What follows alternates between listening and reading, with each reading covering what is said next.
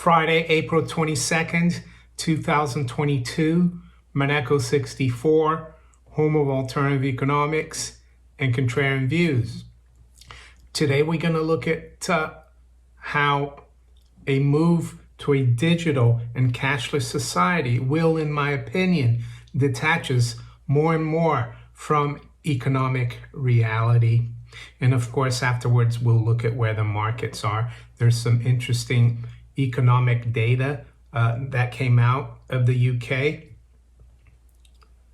So I'm going to start with a story that I've told a few times on this channel. Some of the longtime followers and subscribers might know about this, but I'm going to link it to a digital and cashless society because I think there is a link. And the story is about when I was at work years ago, probably 2004 or 5. That's when I had kind of a eureka moment. And back then, I already was looking at gold. I had started buying gold. I was looking at the monetary system, the history thereof.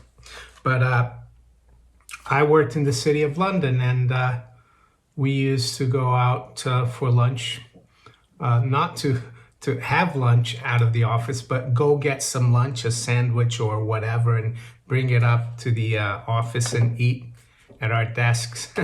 And after buying my lunch, I took a 10-pound note because I think I gave a 20-pound note to pay for something that had to change. And when I was putting it in my wallet, I suddenly realized something clicked on my mind, and I looked at the sentence here below Bank of England. It says, "I promise to pay the bearer on demand the sum of," and of course that is 10 pounds, as you can see. And back then in 0405, the 10-pound note was actually bigger, so you could see it a lot better. Right now it's minimal. You need like a really look closely. And I thought to myself, what's that a promise for? And I knew, of course, that it was a promise to pay in gold. And this, of course, is a sovereign. And back in the day, prior to World War I, when they discontinued or they stopped the convertibility of banknotes into gold, you could, with a 10-pound note, you could get 10 of these. Nowadays, one of these costs probably just under 400 pounds, maybe 370. I'm not sure what the price is right now to get one of these. So, and you could get 10 of these for one of these. So, I mean, it's completely detached from reality now that we have these paper receipts, because this used to be a receipt for real money, gold, right? And what's that got to do with a cashless or digital society, or digital and cashless society? Well, I think a digital and cashless society will take us further and further away from reality, from real things. And that's one of the reasons why I think it's still a good thing to have some of these and also some of these. This is a florin, which is 2 shillings. And I've got here a dime, 1964, 90% silver dime. I've got an Australian sixpence, which is very similar to the dime. And there are stories that an average person could live off a dime a day. and I've got here, copper nickel, not a real silver coin, not real money. It's just a kind of a token. This is 2 pounds. You can't live on 2 pounds a day, but you could live on a dime or a sixpence a day. So, and if we hadn't had these back in 2004 or 5, maybe I wouldn't have looked into it as closely as I did then and have been since then, and have been trying to inform the public. So this is kind of a last vestige of a world where economic reality was real. It wasn't just created out of thin air like they do today. And I'm not against technology. I'm not against digital or, whatever, using your phone to do things. But when the system is dishonest, then it's very easy for the people in charge to really make life really not very nice for the rest of us. The other thing that a cashless society does, of course, is it destroys privacy. You have no privacy. If you have one of these, you can give it to whoever you want, or you can keep it well hidden. No one knows. In a cashless society, if you have 400 pounds, because basically that's what it is now, in your account, they can program your account. They can track and trace what you're doing, what you're buying, and they can limit how much you can spend.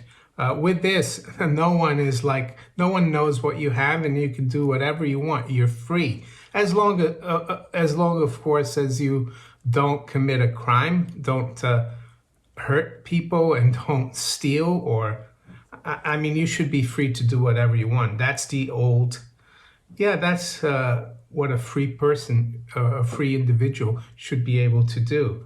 If you're not doing anything wrong, then you should be left alone. But in a cashless and digital world, that would be very hard. They will control you. So is this move to a digital and cashless society, is this a done deal? Well, a lot of people think it is a done deal. I'm not too convinced. And even if it is a done deal, I think there are still ways to try to stay outside the system as much as possible. And you know what that is, right? Physical gold and silver. And eventually people might even start using that amongst themselves. People, like-minded people, who knows? Some people call it bartering. I actually call it real money. What we have today is not money. It's a slave system. It's like Mr. Jones, the owner of the plantation, controlling his property, right? His slaves. And so that was an interesting story. That was my eureka moment, even though I had started looking at gold and the monetary system in the US as well. A dollar note is called a dollar bill. It's a bill for money. Or a silver dollar or a $20 bill was a bill for a double eagle. A $10 bill was a bill for a gold eagle coin. So yes, that's what I'm afraid of, the digital and cashless society. Aside from the fact that they can do bail-ins, they can control what you spend, they can block your spending power, it will take us further and further away from what money is. And some people say, well, money can be anything. What are you talking about? Yes, it can be anything, but it has to have some intrinsic value. And that's why gold and silver have been money for over 2,500, maybe 3,000 years. And I truly believe that what we have right now, basically, I guess, in Europe for almost 100 years and in the US for about 50 years, let's say, or maybe even more if you go back to 33. I think it's an anomaly. Yeah, if you look at the timeline, it's a small anomaly in the course of human events, in the course of what money is. And we'll eventually have to go back to some kind of honest system.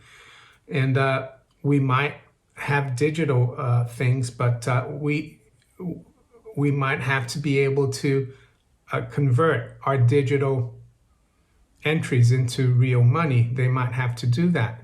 Who knows? I could be wrong. But either way, I think it's always good to have some real money. So now let's look at the market, see where we are. It's 12 past 8 a.m. London time. Spot gold is up just about half a cent, so virtually unchanged. 1951.50. High's been 57, the low 45. Silver is trading at 24.50, is down about 50 cents. So yeah, situation in the precious metals right now. Silver in particular is weakened quite a bit. I did say the other day I thought silver was on its way to 30, that I could see it there by the middle of May. The price action though in the last few days has taken it off that trend. But who knows, we could still get back there, or I could be wrong. You never get these things right all the time. And that's the way markets are. Stock markets had a bad day yesterday. This morning, the Dow is down about 5 points, so unchanged. The NASDAQ is up 26 points. And the S&P 500 is up just under 3 points, still below 4,400. The FTSE is down 0.2% or 47 points. And the Euro Stoxx 50 is down 50 points. So let's look at the currencies. We got sterling taking a hard hit this morning. It's down almost 0.75% at 124.2940, excuse me. And why is that? Well, retail sales came out really weak, not surprising. And I think it's going to get worse because people, inflation is kicking in. All the price rises, the cost of living, people are not going to be spending as much. So retail sales is expected to drop month on month in March by 0.3. It dropped by 1.4. So that's the reason why sterling is lower this morning. The euro is down 0.2%. It's at 108.10. The dollar is down a third versus the yen at 127.96. And the dollar has been rallying really strongly against the Chinese yuan. You can see here by this chart that the dollar was under pressure until recently, and now it's going back above that trend line, and we're almost at 650 right now. It's up 0.25%. What's that all about? Well, it could be the lockdown situation in China. It could be the currency reflecting maybe a weakness in the world economy, and that would hurt China, of course. China is a big part of the world economy. It exports a lot to countries like, well, the US and Europe. And if the US and Europe are slowing down, who knows? China will also slow down. So the dollar's quite strong as well versus the Swiss franc here. It's at 95.47, up 0.2%. Aussie dollar is down almost 1% at 73.10. The dollar is up 0.33% versus the Canadian dollar at 126.23. And the Kiwi dollar is down 1% as well at 66.81. So dollar fairly strong this morning. Gold unchanged. So there you go. To the general commodities, we've got WTI crude down 0.75% at 103 exactly. Brent crude is down 0.75 as well at 107.27. High grade copper is unchanged at 471. And US nat gas is up slightly at 707.10. We'll finish off with the bond markets. The 10-year yield yesterday traded up almost to 3%. I think we're around 294, 295. Right now we're at 291. That's unchanged overnight. The other bond market I'm following closely is the UK government bond market, or the gilt market. And I noticed that yesterday the 10-year yield traded above 2%, and that's a bad sign. And I noticed as well that Bank of England Governor Andrew Bailey made some comments, yesterday, saying that things are going to get worse. Inflation is going to get worse. Stagflation is going to be there. I think he's speaking today as well. I think around 3:30 this afternoon. So I don't think things are going to get better economically. So what do we do in this situation? Well, we need to be aware of it, and hopefully that will help you in your economic, budget decisions, business-wise, or how can I say, household-wise. And I'm not here to tell you what to do, but just to give you an idea what I think is happening to the economy. So if you enjoyed this video, make sure you hit the like button. Please share it far and wide.